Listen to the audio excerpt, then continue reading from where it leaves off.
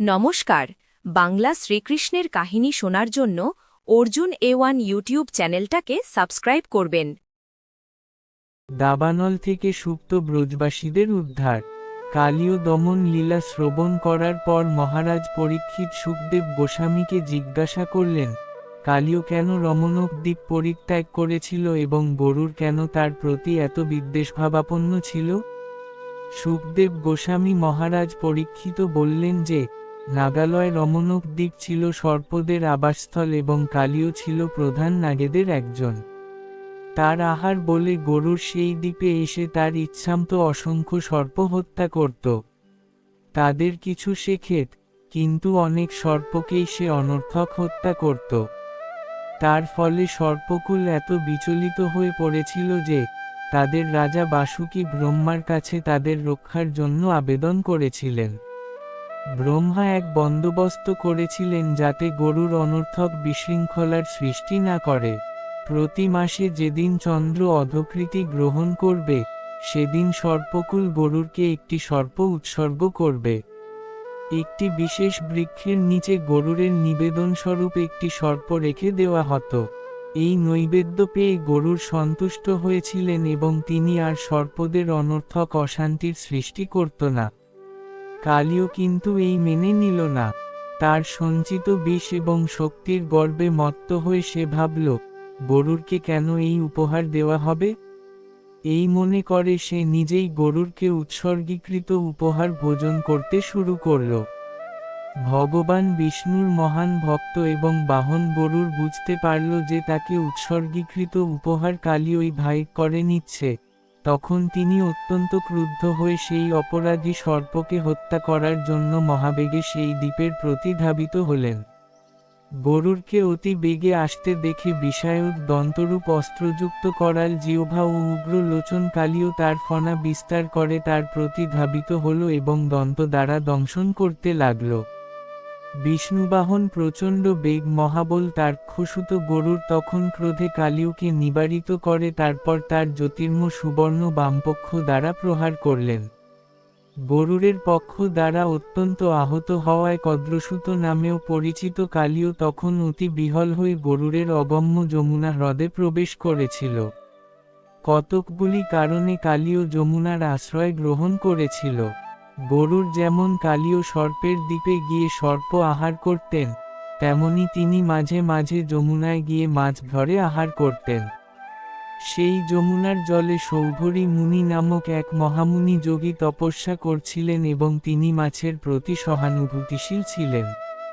তিনি গরুরকে সেখানে এসে মাছেদের বিরক্ত না করতে আদেশ দিয়েছিলেন। গরুর যদিও কারও আদেশাধীন নন, তবুও তিনি সেই মহাযোগীর আদেশ অমান্য করেননি। সেখানে অনেক মাছ খাওয়ার পরিবর্তে তিনি মাছের নেতা একটা বড় মাছকে ধরে নিয়ে চলে গিয়েছিলেন। মাছেদের এই রকম একজন বড় নেতাকে গরুর ধরে নিয়ে গেছে জেনে সৌভরী মুনি অত্যন্ত ব্যথিত হয়েছিলেন এবং তাদের রক্ষা করার জন্য তিনি গরুরকে অভিশাপ দিয়েছিলেন, এখন থেকে যদি গরুর এখানে মাছ ধরতে আসে, তাহলে আমি আমার সমস্ত শক্তি দিয়ে বলছি যে তৎক্ষণাৎ গরুরের মৃত্যু হবে।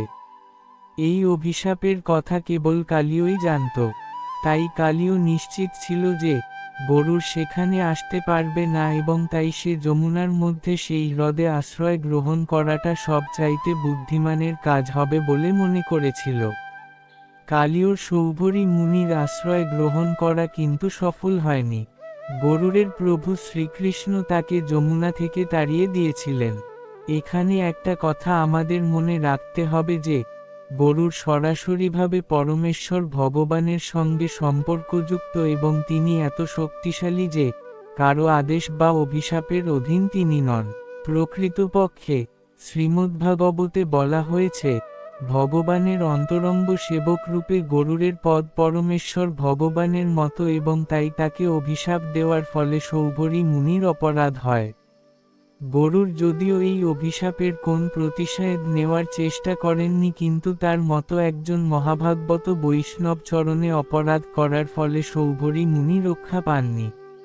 এই অপরাধের ফলে সৌভরী মুনি তার তপস্যা থেকে ভ্রষ্ট হয়েছিলেন এবং এই জড় জগতে ইন্দ্রিয় তর্পণকারী একজন গৃহস্থে পরিণত হয়েছিলেন।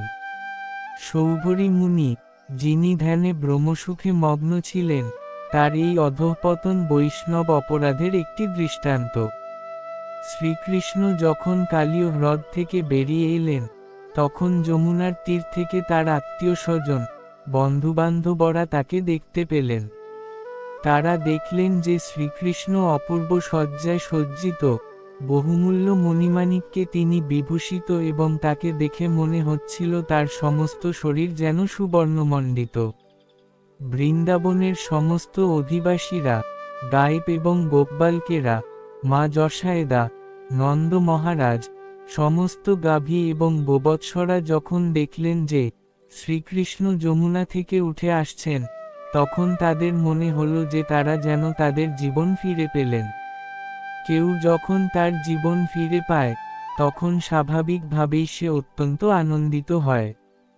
সেই আনন্দে মগ্ন হয়ে তারা সকলেই একে একে শ্রীকৃষ্ণকে আলিঙ্গন করলেন এবং স্বস্তি অনুভব করলেন। মা যশোদা, মা রাইহিনী, নন্দ মহারাজ এবং সমস্ত গোপেরা এত আনন্দিত হয়েছিলেন যে কৃষ্ণকে আলিঙ্গন করে তাদের মনে হয়েছিল তাদের জীবনের চরম উদ্দেশ্য সাধিত হল। বলরামও কৃষ্ণকে আলিঙ্গন করলেন, কিন্তু তিনি মৃদু মৃদু হাসছিলেন, কেননা তিনি জানতেন সকলেই যখন উৎকণ্ঠায় এইভাবে মুহ্যমান হয়ে পড়েছিল, তখন কৃষ্ণ কি করছিলেন। যমুনার তীরবর্তী সব কটি বৃক্ষ, সমস্ত গাভী, গাব সকলেই কৃষ্ণের আগমনে আত্মহারা হয়ে গিয়েছিল। বৃন্দাবনের ব্রাহ্মণেরা কৃষ্ণ এবং তার পরিবারের সকলকে অভিনন্দন জানাবার জন্য সস্ত্রীক এসে উপস্থিত হলেন। ব্রাহ্মণেরা হচ্ছেন সমাজের গুরু। তারা কৃষ্ণের এই বিপদ মুক্তির জন্য তাকে এবং তার পরিবারের সকলকে আশীর্বাদ করলেন। এই উপলক্ষে তারা নন্দ মহারাজকে দান করবার জন্য অনুরোধ করলেন। কৃষ্ণের পুনরাগমনে নন্দ মহারাজ এত খুশি হয়েছিলেন যে তিনি ব্রাহ্মণদের বহু গাভী এবং স্বর্ণ উপহার দিলেন। নন্দ মহারাজ যখন এইভাবে দান করতে ব্যস্ত ছিলেন, মা যশোদা তখন কৃষ্ণকে কোলে নিয়ে তাকে আলিঙ্গন করে অবিশ্রান্ত ধারায় কাঁদতে লাগলেন। রাত্রি হয়ে এসেছিল, গাভী এবং গাব সহ বৃন্দাবনের অধিবাসীরা অত্যন্ত ক্লান্ত হয়ে পড়েছিলেন, তাই তারা যমুনার তীরেই বিশ্রাম করতে মনস্থ করলেন। মধ্যরাত্রে সকলেই যখন গভীর নিদ্রায় মগ্ন, তখন হঠাৎ সেই বনে দাবানল জ্বলে উঠল এবং মনে হল যে সে আগুন যেন অচিরেই সমস্ত ব্রজবাসীদের গ্রাস করবে। যখন তারা সেই আগুনের তাপ অনুভব করলেন, তৎক্ষণাৎ তারা গোপশিশুরূপে লীলাবিলাসপরায়ণ পরমেশ্বর ভগবান শ্রীকৃষ্ণের শরণাগত হলেন। তারা বলতে লাগলেন, হে প্রিয় কৃষ্ণ, হে পরমেশ্বর ভগবান, সমস্ত বলের উৎস হে বলরাম, এই সর্বগ্রাসী দাবানল থেকে তা আমরা আমাদের রক্ষা কর, তা আমরা ছাড়া আমাদের আর কোন আশ্রয় নেই, এই আগুন আমাদের সকলকে গ্রাস করবে। এইভাবে তারা কৃষ্ণ এবং বলরামের কাছে প্রার্থনা করতে লাগলেন এবং বলতে লাগলেন যে তাদের শ্রীচরণারবিন্দ ছাড়া তাদের আর কোন আশ্রয় নেই। যার প্রতিবেশীদের প্রতি কৃপাপরবশ হয়ে শ্রীকৃষ্ণ তৎক্ষণাৎ সেই দাবানল গ্রাস করে ফেললেন এবং তাদের রক্ষা করলেন। শ্রীকৃষ্ণের পক্ষে সেটা মাইটেই অসম্ভব ছিল না, কেননা তিনি হচ্ছেন অনন্ত। তার ইচ্ছা অনুসারে যা ইচ্ছা তাই করার মতো অনন্ত শক্তি তার রয়েছে।